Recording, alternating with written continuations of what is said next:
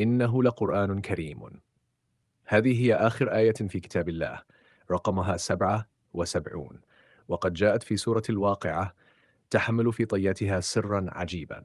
وكما أن هناك 30 آية حروفها 77، هناك أيضا 30 آية رقمها 77 منتشرة بحكمة في مواضع متفرقة.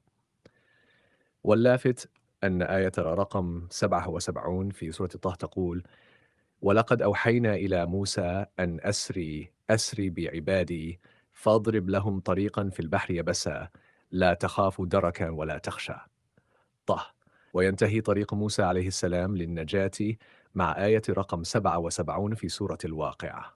الأدهى من ذلك أن مجموع حروف هذه الآيات حتى كلمة إنه في آية الواقعة رقم 77 يبلغ 1692 حرفا. والأغرب أن هذا العدد يساوي تماما عدد كلمات سورة الواقعة.